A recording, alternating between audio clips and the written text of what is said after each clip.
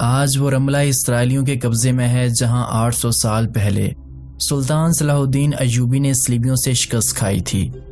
رملہ دراصل بیت المقدس سے 10 میل دور شمال میں اردن کے علاقے میں واقع ہے۔ جون 1967 کی عرب اسرائیل جنگ میں اسرائیلیوں نے اردن کے اس تمام علاقے پر قبضہ کر لیا تھا، جو دریائے اردن کے مغربی کنارے پر اسرائیل کی سرحد تک پھیلا ہوا ہے۔ آج 50 سال گزر چکے ہیں۔ اسرائیلیوں نے یہ علاقہ خالی کرنے کے بجائے اس پر مکمل قبضہ کر لیا ہے اور کہا ہے کہ دنیا کی کوئی طاقت ہمیں یہاں سے نکال نہیں سکتی۔ انہوں نے رملہ کو اس وقت بھی قتل گاہ بنایا تھا جب انہوں نے اس پر قبضہ کیا تھا، اور یہ آج بھی قتل گاہ ہے۔ گزشتہ 1 سال سے رملہ میں جو مسلمان رہ گئے وہ اسرائیلی حکومت کے خلاف مظاہرے کر رہے ہیں، اور اسرائیلی انہیں ظلم و تشدد اور رائفلوں کی گولیوں سے خاموش کر رہے ہیں۔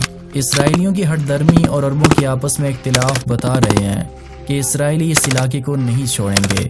10 سال تو گزر چکے ہیں، لیکن 800 سال پہلے جب یہ علاقہ اور یہی رملہ صلیبیوں کے قبضے میں آیا تھا تو سلطان صلاح الدین ایوبی ایک دن بھی چین سے نہیں بیٹھے تھے۔ وہ میدان جنگ سے بڑی مشکل سے جان بچا کر بھاگے تھے۔ ان کی فوج ایسی بری طرح بھاگی کہ بکھر کر مصر کا رخ کر لیا۔ فوج کی خاصی تعداد صلیبیوں کی قیدی بنی اور کچھ نفری قاہرہ تک بے سر و سامانی کی حالت میں صحرا میں صوبتوں کی بھینٹ چڑھ گئی۔ ایسی شکست حوصلے اور جذبے توڑ دیتی ہے۔ سنبھلتے سنبھلتے مدتیں لگ جاتی ہیں، لیکن سلطان صلاح الدین ایوبی مصر جا کر نہ صرف سنبھلا بلکہ اس علاقے میں واپس گیا جہاں سے شکست کھا کر بھاگا تھا، اور سلطان نے صلیبیوں کے لیے قیامت برپا کر دی۔ رملہ آج بھی صلاح الدین ایوبی کا منتظر ہے۔ سلطان ایوبی کے سامنے صرف یہ مسئلہ نہیں تھا کہ شکست کا انتقام لینا ہے اور صلیبیوں کی پیش قدمی کو روکنا ہے، اسے بہت سے خطروں نے گھیر رکھا تھا۔ سلطان کی صفوں میں غداروں کی کمی نہیں تھی۔ سوڈان کی طرف سے حملے کا خطرہ بڑھ چکا تھا۔ سوڈانیوں کو معلوم تھا کہ سلطان ایوبی کے پاس فوج نہیں رہی۔ یہ خطرہ تو سب سے بڑا تھا کہ صلیبیوں کے پاس مسلمانوں کے مقابلے میں 10 گنا زیادہ فوج تھی، اور اس فوج کے حوصلے کو رملہ کی فتح نے مضبوط کر دیا تھا۔ ایک خطرہ یہ بھی تھا کہ جو مسلمان امراء سلطان ایوبی کے مخالف تھے وہ اس کی شکست سے فائدہ اٹھا سکتے تھے اور ایک بار پھر متحد ہو کر سلطان ایوبی کی اس فوج کے لیے مصیبت بن سکتے تھے جسے وہ محاذ پر چھوڑ آیا تھا۔ اس فوج کا سالار اعلیٰ سلطان کا اپنا بھائی العادل تھا، جس پر سلطان کو مکمل اعتماد تھا۔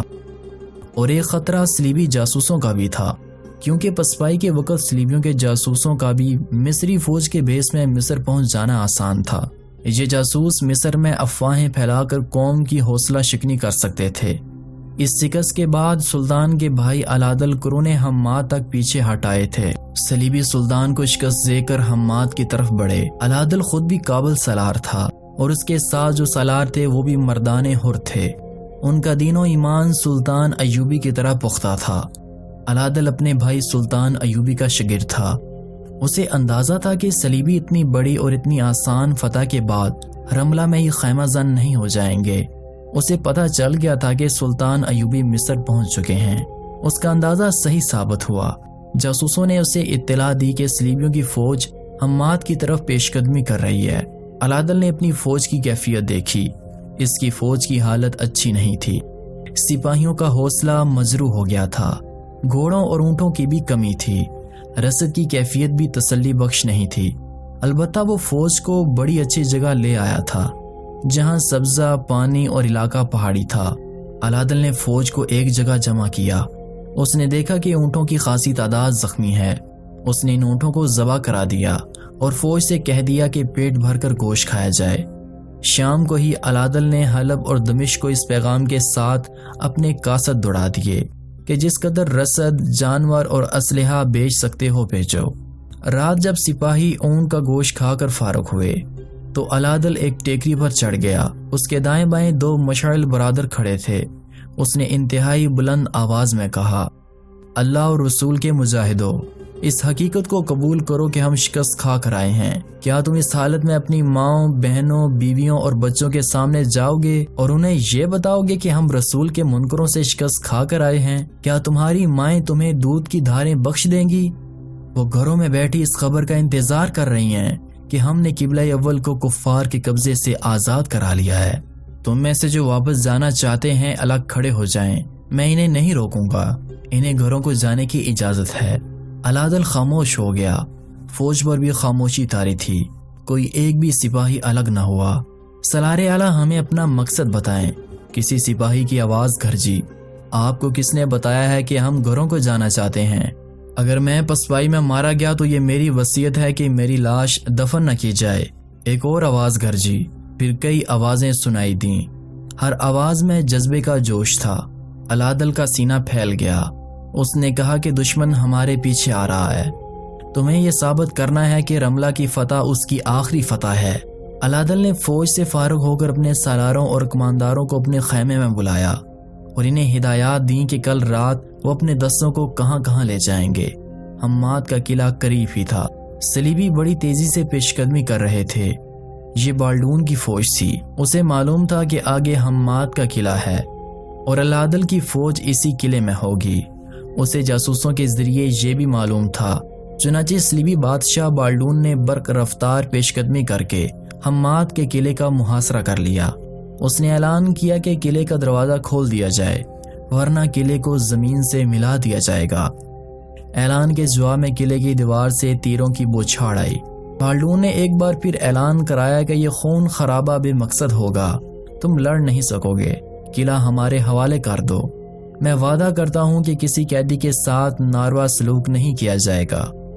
قلعے کے اوپر سے آواز آئی کہ ہم جہاں تک ہمارے تیر پہنچ سکیں گے ہم اپنے تیر چلائیں گے، قلعہ تمہیں دینے کی بجائے اسے ہم خود زمین سے ملا دیں گے۔ صلیبیوں نے اگلی کارروائی کل کے دن تک ملتوی کر دی۔ ان کی فوج تیز رفتار پیش قدمی کر کے آئی تھی اور بہت تھکی ہوئی تھی۔ بالڈون کی یہ کوشش تھی کہ العدل کو کہیں آرام کرنے اور اپنی فوج کو اثرنو منظم کرنے کی مہلت نہ دے۔ وہ العدل کو زندہ پکڑنا چاہتا تھا۔ صلاح الدین ایوبی کا بھائی ہونے کی وجہ سے العدل بڑا ہی قیمتی قیدی تھا۔ شام کے فوراً بعد وہ اپنے کمانڈر کو اگلے روز کے احکامات دے کر اپنی ذاتی خیمہ گاہ میں چلا گیا۔ اس دور کے جنگجو بادشاہوں کی خیمہ گاہ بھی شیش محل سے کم نہیں ہوتی تھی۔ 3-4 صلیبی لڑکیاں اس کے ساتھ اور 4 وہ مسلمان لڑکیاں تھیں جنہیں صلیبی کمانڈروں نے مفتوحہ علاقے سے پکڑا اور بالڈون کو بطور تحفہ پیش کی تھیں۔ صلیبی لڑکیوں نے انہیں ذہن نشین کرا دیا تھا کہ ان کا رونا اور آزاد ہونے کے لیے تڑپنا بیکار ہے۔ انہیں یہ بھی بتایا گیا تھا کہ وہ خوش قسمت ہیں جو صلیب کے ایک بادشاہ کے حصے میں آئے ہیں۔ محاصرے کی پہلی رات یہ 4 لڑکیاں الگ خیمے میں سوئی ہوئی تھیں۔ بالڈون بھی ان کے ساتھ اپنے ایک الگ خیمے میں سویا ہوا تھا۔ تمام چھوٹے بڑے کمانڈر بے ہوشی کی نیند سوئے ہوئے تھے، صرف سنتری اور بالڈون کے باڈی گارڈز کے 4-5 سپاہی جاگ رہے تھے۔ قرون حماد کی ایک وادی قلعے کی طرف نکلتی تھی، آگے قلعے تک میدان تھا۔ اس وادی میں سے کم و پیش 1000 پیادہ سپاہی دبے پاؤں نکلے۔ ان کے کمانڈر نے انہیں ٹولیوں میں بانٹ کر پھیلا دیا۔ وہ آگے بڑھتے گئے اور بالڈون کی فوج کے خیمے دور نہیں تھے۔ یہ پیادہ سپاہی العدل کے تھے۔ العدل قلعے میں نہیں تھا، اسے اندازہ تھا کہ صلیبی قلعے کا محاصرہ کریں گے، چنانچہ اس نے اپنے تمام دستے حماد کی پہاڑیوں میں چھپا لیے تھے۔ قلعہ دار العدل کا ماموں شہاب الدین الحارمی تھا۔ رات کو العدل کے 1000 سپاہیوں نے ٹولیوں میں تقسیم ہو کر اور پھیل کر شبخون کے انداز سے حملہ کیا۔ انہوں نے سب سے پہلے خیموں کی رسیاں کاٹیں اور اوپر سے صلیبیوں کو برچیوں سے چھلنی کرنا شروع کر دیا۔ دراصل یہ جم کر لڑنے والا مارکا نہیں تھا، یہ سلطان صلاح الدین ایوبی کا مخصوص طریقہ جنگ تھا کہ ضرب لگاؤ اور بھاگو۔ اتنی بڑی فوج کے خلاف 1000 سپاہی جم کر لڑ بھی نہیں سکتے تھے۔ 2-3 ٹولیوں نے صلیبیوں کے گھوڑوں اور اونٹوں اور خچروں کے رسے کھول دیے۔ صلیبیوں کی فوج میں ایسا شور اٹھا کہ زمین و آسمان کانپنے لگے۔ بالڈون کی آنکھ کھل گئی، اس کے کمانڈر بھی جاگ اٹھے۔ خیمے سے باہر جا کر بالڈون نے دیکھا کہ کہیں آگ لگی ہوئی ہے۔ العدل کے سپاہیوں نے خیموں کو آگ لگا دی تھی۔ حملے کے وقت انہوں نے اللہ اکبر کے نعرے لگائے تھے، یہ نعرے مسلمان لڑکیوں نے بھی سنے تھے۔ بالڈون کے باڈی گارڈ اس کے ارد گرد گھوڑوں پر سوار کھڑے ہو گئے۔ اتنے میں زمین بڑی زور سے ہلنے لگی اور ہزاروں گھوڑوں کے ٹاپ سنائی دینے لگے۔ یہ العدل کے سوار تھے جن کی تعداد مسلمان مورخین 2000 بتاتے ہیں اور یورپی مورخ 4000 سے زیادہ بتاتے ہیں۔ ان گھڑ سواروں نے پھیل کر بڑا ہی شدید اور خونریز ہلہ بولا۔ صلیبی مقابلے کی حالت میں تھے ہی نہیں۔ الادل کے سوار صلیبیوں کے محاصرے کو توڑتے ہوئے اور راستے میں جو آیا اسے گھوڑوں تلے رونتے یا تلواروں اور برچیوں کا نشانہ بناتے ہوئے قلعے کی طرف نکل گئے۔ ان کے ہزارہ گھوڑے، اونٹ اور خچریں کھول دی گئی تھیں۔ ادھر چاروں مسلمان لڑکیاں لاپتہ ہو گئیں۔ ان میں سے ایک اس کوشش میں تھی کہ مسلمان سپاہیوں کو بتائے کہ بالڈون یہاں ہے۔ وہ 2-3 سواروں کے ساتھ چیختی چلاتی دوڑی، مگر وہاں اس قدر شور تھا کہ کسی نے ان کی آواز نہ سنی۔ ایک سوار نے گھوڑا روک لیا۔ لڑکی نے اسے ہامتی کامتی آواز میں بتایا کہ وہ مسلمان ہے اور اس جیسی 3 اور مسلمان لڑکیاں صلیبی بادشاہ کے قبضے میں ہیں۔ بالڈون کی خیمہ گاہ جو اس کا جنگی ہیڈ کوارٹر بھی تھا، فوج سے الگ دور تھا۔ لڑکی کی آواز پر جس سوار نے گھوڑا روکا تھا وہ کوئی کماندار تھا۔ اس نے لڑکی کو گھوڑے پر بٹھایا اور پیچھے لے گیا۔ وہاں الادل کا ایک سالار تھا۔ اس نے لڑکی کی پوری بات سنی۔ لڑکی نے بالڈون کے ہیڈ کوارٹر کی نشاندہی کی۔ سالار نے وہاں شب خون مارنے اور بالڈون کو پکڑنے کے لیے 2 جیش تیار کیے اور خود ان کی قیادت کی۔ اس نے سر پر گھوڑے دورا کر بالڈون کی خیمہ گاہ کو گھیرے میں لے لیا۔ اس کے ہاتھ میں جلتی ہوئی مشعلیں بھی تھیں۔ سالار نے بالڈون کو للکارا، خیموں کو آگ لگانے کی دھمکی دی، مگر وہاں بالڈون تھا ہی نہیں۔ اس کے باڈی گارڈز بھی وہاں موجود نہیں تھے۔ دراصل بالڈون گھبراہٹ کے عالم میں آگے چلا گیا تھا۔ جب صبح سورج کی پہلی کرن پڑی تو حماد کے قلعے کے ارد گرد صلیبیوں کی لاشیں بکھری پڑی تھیں۔ ان میں زخمی بھی تھے اور ان میں الادل کے شہیدوں کی لاشیں بھی تھیں۔ الادل کا یہ حملہ دلیری، جذبے، فن حرب و ضرب کے لحاظ سے قابل تعریف تھا، مگر جنگی نقطۂ نگاہ سے اس سے کوئی فائدہ نہ اٹھایا جا سکا۔ ضرورت یہ تھی کہ افراتفری میں بھاگتے ہوئے صلیبیوں کا تعاقب کر کے ان کی جنگی قوت کو مکمل طور پر تباہ کر دیا جائے۔ اس کی ایک وجہ یہ بھی تھی کہ اس کے پاس فوج کی کمی تھی۔ البتہ الادل نے یہ کامیابی حاصل کر لی کہ اس کی تھوڑی سی فوج کے جذبے پر رملہ کی شکست کا جو برا اثر پڑا تھا وہ زیادہ رہا۔